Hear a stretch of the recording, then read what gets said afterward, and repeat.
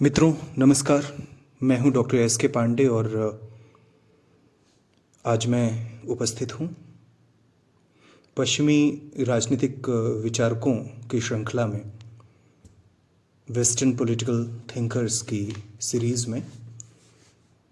आज शुरुआत हम करने जा रहे हैं प्लेटो से। आज हम प्लेटो के विषय में विस्तार से चर्चा करेंगे। दोस्तों, प्लेटो को प्राचीन राजनीतिक दर्शन का पिता कहा जाता है। प्लेटो को श्रेय दिया जाता है कि वे पहले ऐसे दार्शनिक थे जिन्होंने क्रमबद्ध और वैज्ञानिक तरीके से अपने समय की राजनीतिक समस्याओं पर विचार व्यक्त किए। प्लेटो का जन्म 428 ईसा पूर्व एथेंस में हुआ था और 347 ईसा पूर्व में उनका निधन हुआ था। उन्होंने अपने समय यूनान को अनेक कठिनाइयों में, अनेक मुश्किलों में घिरा हुआ पाया। एक ओर जहां स्पार्टा के सामने एथेंस कमज़ोर हो रहा था, तो दूसरी ओर जो अल्पतंत्रवादी हैं वे आतताई शासकों के रूप में शासन कर रहे थे। वो अपने गुरु सुकरात के मृत्युदंड से बेहद व्यथित हुआ था। गुरु की हत्या से उसमें एक गंभीर वेदना का जन्म हुआ था। उसकी भावनाओं को बहुत ज़्यादा ठेस लगी थी। वो 30 आतताइयों या 30 टायरेंट्स के शासन से दुखी था। कहाँ वो खुद भी राजनीतिक महत्वाकांक्षाएं रखता था कि सार्वजनिक जीवन में प्रवेश करे,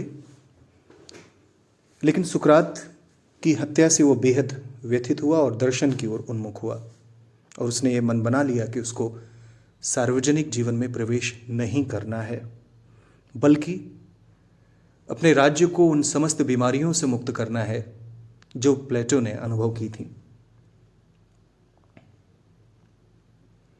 वो प्रूव करना चाहता था, सिद्ध करना चाहता था कि उसके गुरु सुकरात गलत नहीं थे, बल्कि गलत उस दौर का शासन था, गलत उस दौर के शासक थे। इसीलिए प्लेटो का जो विचार था वो ये था कि सभी समस्याओं का समाधान दार्शनिक राजा के शासन में ही संभव है। प्लेटो ने एक अकादमी की स्थापना की जिसे यूरोप का सर्वप्रथम विश्वविद्यालय माना जाता है। वह अपने गुरु सुकरात के विचारों से बेहद प्रभावित था। हम सभी अपने गुरुओं के विचारों से प्रभावित होते हैं। प्लेटो अपवाद नहीं था और फिर जिसका गुरु सुकरात जैसा हो तो स्वाभाविक सी बात है कि शिष्य निश्चित रूप से प्रभावित हुआ होगा सुकरात के वैचारिक स्पंदन से। जब वो 20 साल का था महज, तो सुकरात के सानिध्य में आया था और उसकी मृत्यु तक उसके साथ रहा। प्लेटो सुकरात के इस विचार में आस्था रखता है कि वस्तुओं की वास्तविकता उनके रूप में नहीं बल्कि उनमें निहित विचार में है। सुकरात की भांति प्लेटो भी मानता था कि ज्ञान 2 तरह का होता है, सापेक्ष या रिलेटिव और निरपेक्ष या एब्सोल्यूट। वर्च्यू इज नॉलेज या सद्गुण ही ज्ञान है। इस धारणा पर प्लेटो का अटूट विश्वास था, इससे वो प्रभावित था। यह विचार उसके गुरु सुकरात का था। इतना जानने के बाद आइए विचार करते हैं कि प्लेटो की पद्धति क्या थी। अपने गुरु सुकरात की भांति प्लेटो ने भी द्वंद्वात्मक या डायलेक्टिकल मेथड या द्वंद्वात्मक पद्धति को अपनाया था। इस पद्धति या इस मेथड के अंतर्गत वाद विवाद के जरिए सत्य को प्राप्त किया जाता है। यही वजह है कि प्लेटो की रचनाएं संवाद शैली में ही मिलती हैं। एक विचार होता है, उसका प्रतिविचार होता है, दोनों में आपस में टकराव होता है और उससे एक नए विचार का जन्म होता है। थीसिस, एंटीथेसिस और सिंथेसिस, द्वंद्वात्मक पद्धति कुछ इस तरीके से काम करती है, कुछ इस तरीके से चलती है, कुछ इस तरह से प्रयुक्त होती है। सुकरात के ज़माने में, प्लेटो के ज़माने में सत्य को प्राप्त करने के लिए आपस में लोग बहस करते थे, वाद विवाद करते थे। एक विचार आता था, फिर उसका एक प्रति विचार आता था, यानी कि एक थॉट होता था, फिर उसका एक एंटी थॉट होता था, और दोनों में जब कन्फ्रंटेशन होती थी, so that used to give birth to a new thought, a new idea. इस तरीके से सत्य का अन्वेषण किया जाता था। This is how the truth used to be explored in the days of Socrates and Plato.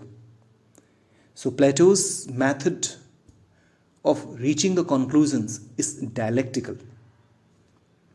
Now let's talk on the books of Plato. Plato की रचनाएं क्या हैं? ज़्यादातर हम छात्र प्लेटो की रिपब्लिक के विषय में जानते हैं, लेकिन रिपब्लिक के अलावा भी प्लेटो ने अनेक रचनाएं की हैं।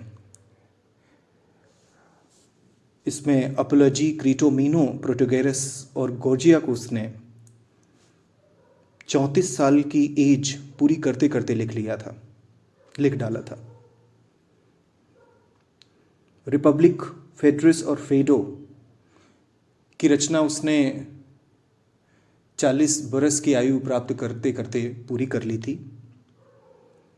और स्टेट्समैन, फिल्बस क्रीशियस तथा लॉज उसकी मृत्यु के बाद प्रकाशित हुए।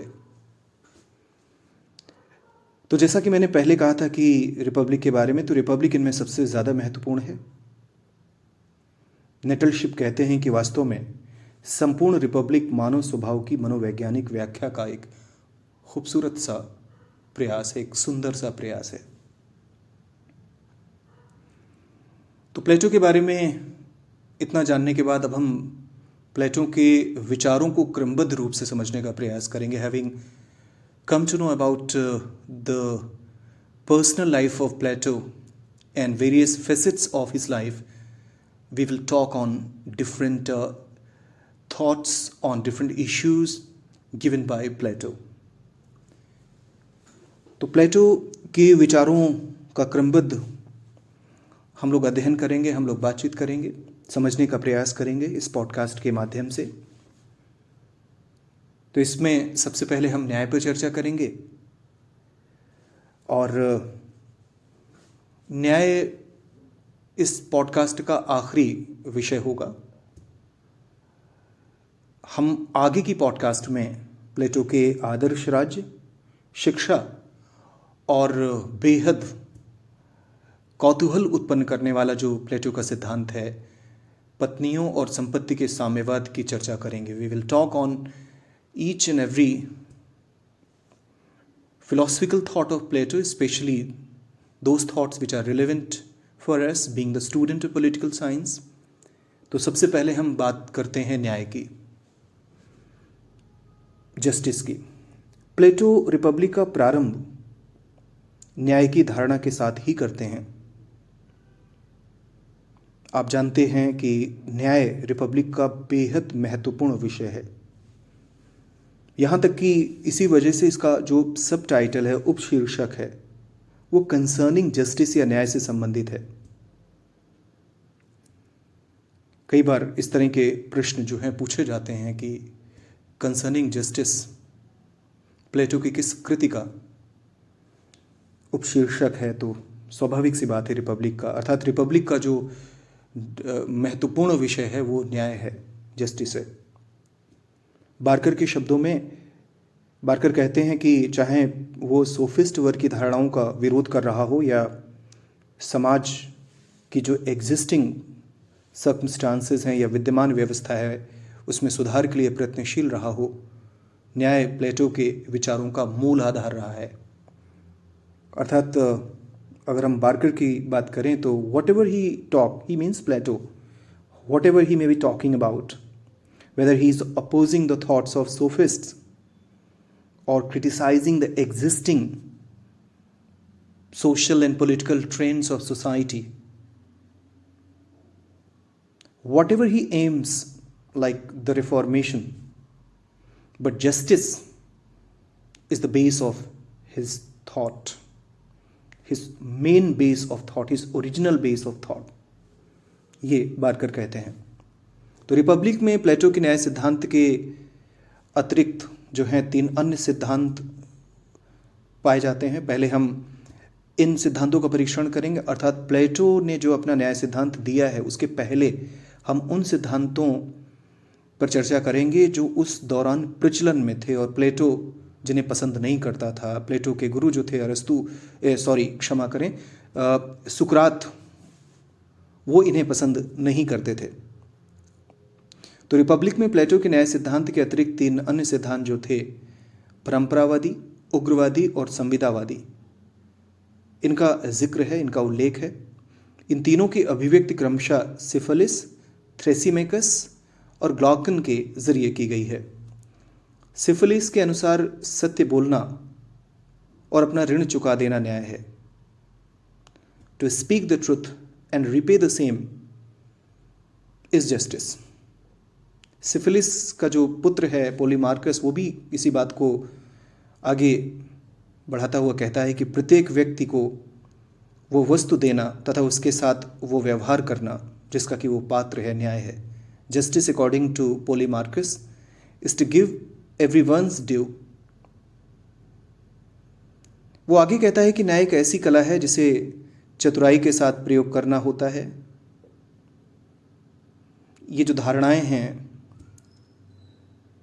इन धारणाओं का न सिर्फ सुकरात बल्कि प्लेटो भी खंडन करते हैं और कहते हैं कि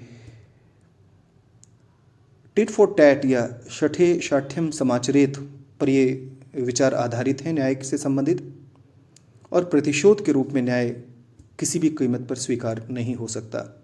ऐसा सुकरात भी मानते हैं, प्लेटो के गुरु, और ऐसा प्लेटो खुद भी मानते हैं। तो परंपरावादी सिद्धांत का यहाँ पर खंडन होता है। दूसरा जो सिद्धांत उस दौर में प्रचलन में था, इसे उग्रवादी सिद्धांत कहते हैं। इसका जो प्रतिपादन है वो थ्रेसिमेकस ने किया। थ्रेसिमेकस कहते हैं कि न्याय शक्ति पर आधारित है, इसलिए सबल का कल्याण ही न्याय है।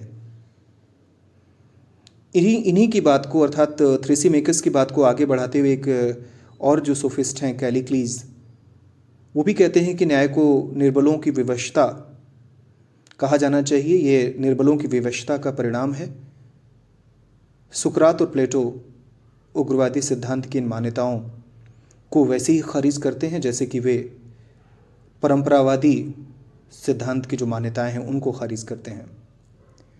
तीसरा, जैसा कि मैंने पहले कहा, वो है संविदावादी सिद्धांत। इस सिद्धांत का प्रतिपादन ग्लॉकन करते हैं। ग्लॉकन कहते हैं कि न्याय का स्रोत भय है। तो एक तरह से समाज में न्याय की स्थापना निर्बलों ने एक समझौते के अनुसार की है। तो इसे भी सुकरात और प्लेटो अस्वीकार कर देते हैं। तो एक तरह से देखा जाए कि प्लेटो और उनके गुरु सुकरात दोनों ही तत्कालीन समय में प्रचलित परंपरावादी, उग्रवादी और संविदावादी जो सिद्धांत थे, इन तीनों का खंडन करते हैं और कहते हैं कि न्याय ऐसा कुछ भी नहीं है जो ये तीनों बातें कह रहे हैं। तो फिर प्लेटो क्या कहते हैं, ये जानना ज़रूरी है कि प्लेटो का न्याय सिद्धांत क्या है। सुकरात और प्लेटो दोनों थ्रेसिमेकस, पोलीमार्कस, ग्लॉकन की धारणाओं से असहमत होते हुए एक नए तरीके से न्याय को परिभाषित करते हैं। उनके अनुसार न्याय जो है वो आत्मा की सुंदरतम अभिव्यक्ति है। यह व्यक्तिगत भी है और सार्वजनिक भी है। यह व्यक्तिगत और सार्वजनिक जीवन का धर्म है। प्लेटो कहते हैं कि मानव आत्मा में 3 गुण पाए जाते हैं। पहला है वासना या एपेटाइट, दूसरा है साहस या स्पिरिट, तीसरा वो है विवेक या रीजन, यानी कि एपेटाइट, स्पिरिट या रीजन, या वासना, साहस या विवेक। वासना जो होती है इंसान को उसकी जो फंडामेंटल नेसेसिटीज़ हैं, मूलभूत जो ज़रूरतें हैं, जैसे भोजन है, वस्त्र है, आश्रय, इनकी पूर्ति की ओर उन्मुख करती हैं, उनकी ओर बढ़ाती हैं। शौर्य या स्पिरिट की बात की जाए तो मनुष्य में वीरता उत्पन्न करता है। इसके अलावा जो विवेक है वो हमें शुभ की ओर ले जाता है। तो अगर देखा जाए तो विवेक इन सब में सबसे महत्वपूर्ण है। व्यक्ति में पाए जाने वाले ये तीनों जो गुण हैं वो व्यापक रूप से समाज में भी अभिव्यक्त होते हैं। वासना या लोभ तत्व की प्रधानता वाला जो वर्ग होता है वो उत्पादक वर्ग होता है। दूसरा शौर्य या स्पिरिट तत्व की जो प्रधानता वाला वर्ग होता है वो उसे हम सैनिक वर्ग कहते हैं। और जो तीसरा वर्ग है वो शासकों का होता है और इसमें बुद्धि तत्व की प्रधानता होती है। तो अब सवाल ये उठता है कि प्लेटो के अनुसार न्याय होता क्या है। अभी तक ये बात स्पष्ट नहीं हो पाई है कि प्लेटो न्याय कहते किसे हैं। प्लेटो मानते हैं कि न्याय तभी हो सकता है जब प्रत्येक व्यक्ति अपने स्वभाव के अनुसार काम करे। इसको हम ऐसे समझ सकते हैं कि मान लीजिए जिसमें एपेटाइट या वासना तत्व की प्रधानता है तो उसी के अकॉर्डिंग काम करे। जिसमें साहस या स्पिरिट की प्रधानता है वो अपने साहस के क्षेत्रों में अपनी संभावनाएं तलाशे। जिसमें रीज़न है वो जहाँ पर रीज़न की ज़रूरत है उसके अनुसार कार्य करे। मित्रों, आज के दौर में हम सभी विद्यार्थियों से ये कहा जाता है, हम लोग लक्ष्य तय करते हैं और जब भी लक्ष्य तय करते हैं तो ये कहा जाता है कि हम वही लक्ष्य तय करें जो हम कर सकते हैं, जिसमें हमारा इंटरेस्ट हो, हम वही काम करें। जैसे 3 इडियट्स फिल्म आपने देखी होगी और उसमें इस फिल्म में एक लड़का है, आप ही जैसा युवा है और उसका मन तकनीकी शिक्षा में नहीं लगता, वो फोटोग्राफी करना चाहता है, लेकिन माता पिता के दबाव में वो ऐसा नहीं कर पाता है। तो एक द्वंद्व दिखाई देता है। अगर प्लेटो होते करियर काउंसलर तो निश्चित रूप से प्लेटो उनके पिता को ये सलाह देते कि बच्चे को आप फोटोग्राफी करने के लिए भेजें। तो हम सभी होते हैं और ये बात बड़ी स्वाभाविक सी है कि हम सभी में कुछ ना कुछ ऐसा होता है जिसमें हमारा मन सबसे ज़्यादा लगता है। पुराने ज़माने में करियर की संभावनाएं बहुत सीमित हुआ करती थीं। आज हम 21वीं सदी में हैं और बहुत व्यापक क्षेत्र खुल गया है। तो ऐसे में आप देखते हैं कि बड़ी छोटी छोटी चीज़ें हो गई हैं। बड़े साधारण से काम किसी ज़माने में होते थे वो आज इतने असाधारण हो गए हैं क्योंकि लोगों ने अपनी प्रतिभा के ज़रिए उनको महत्वपूर्ण बनाया है। तो एक तरह से देखा जाए तो प्लेटो यही बात कहते हैं कि जिसमें जिस तत्व की प्रधानता हो वो वही कार्य करे। मान लीजिए सचिन तेंदुलकर, जिन्हें हम क्रिकेट का भगवान कहते हैं, भारत के रत्न हैं, निश्चित रूप से खेल में, क्रिकेट में अभूतपूर्व योगदान दिया है। स्वर्गीय लता जी जो हैं उन्होंने अपनी आवाज़ का जो जादू बिखेरा है वो भारत की शक्ति का एक सुंदर रूप है, सुंदर स्वरूप है, जो हमारे देश का जो सॉफ्ट पावर है। कलाम साहब हमारे जो राष्ट्रपति रह चुके हैं हमारे बीच नहीं हैं, एक महान वैज्ञानिक थे, भारत के राष्ट्रपति भी बने। और ये तीनों ही आदर्श हैं हमारे नवयुवकों के। इनकी जो उपलब्धियां हैं, इनका जो जीवन है वो एक शिक्षा का आधार है हम सभी के लिए। तो मान लीजिए उदाहरण के लिए कलाम साहब क्रिकेट खेलने गए होते या तेंदुलकर जी विज्ञान के क्षेत्र में अपना काम करते, लता जी कोई और काम करती, तो शायद इनके साथ अन्याय होता। तो प्लेटो के क्रम से अगर देखें, प्लेटो की नज़रिए से चीज़ों को देखें तो इन तीनों महान विभूतियों ने वही काम किए जो इनके स्वभाव को भाता था, इनके मन को भाता था। इस प्रकार से इन लोगों के साथ न्याय हुआ व्यक्तिगत तौर पर, और जो समाज को इन तीनों की उपलब्धियों से लाभ पहुंचा वो सामाजिक न्याय उसको माना जा सकता है प्लेटो के हिसाब से। तो एक तरह से देखा जाए तो न्याय वो है, साधारण शब्दों में, जब व्यक्ति अपने स्वभाव के अनुसार आचरण करता है। हम अपने टैलेंट के हिसाब से काम करते हैं। वापस लौटते हैं प्लेटो की ओर। तो प्लेटो मानते थे कि न्याय तभी है जब आप अपने अंदर जो छिपी हुई शक्ति है उसके अकॉर्डिंग काम करें। कुछ लोग ये मानते हैं कि प्लेटो शायद भारत आए थे। भारत में जो सामाजिक विभाजन था, प्लेटो संभवतः उससे प्रेरित थे और यही वजह है कि उन्होंने समाज को अपने यहाँ भी विभाजित किया। क्वायरे प्लेटो के न्याय को अपने शब्दों में कहते हैं कि प्रत्येक नागरिक को उसके अनुसार भूमिका और कार्य देना न्याय है। तो प्लेटो की ही बात को क्वायरे भी आगे बढ़ाते हैं। तो इतना समझने के बाद अब हम प्लेटो के न्याय सिद्धांत की एक संक्षेप में समीक्षा कर लेते हैं। अगर प्लेटो के न्याय के सिद्धांत की समीक्षा की जाए तो हम इस निष्कर्ष पर पहुंचते हैं कि प्लेटो ने मानव स्वभाव का गंभीर मनोवैज्ञानिक विश्लेषण किया है। He has analysed the human nature deeply. साथ ही साथ प्लेटो ने न्याय की अवधारणा को नैतिक आधार प्रदान किया है। His justice is moral in temperament. उसने न्याय के व्यक्तिगत और सामाजिक पक्ष पर बल देकर व्यक्ति, समाज और आगे चल के राज्य में एक तरह का एक इंटरडिपेंडेंसी या अंतर संबंध पर बल दिया है। इसके अलावा प्लेटो के न्याय सिद्धांत में कई दोष भी हैं, तो कुछ दोषों पर हम चर्चा कर लेते हैं।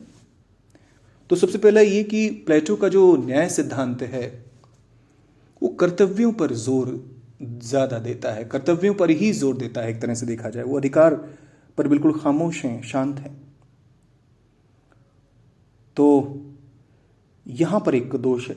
दूसरा ये कि प्लेटो व्यक्तियों के कर्तव्य पर बल देता है और प्लेटो ये नहीं कहता कि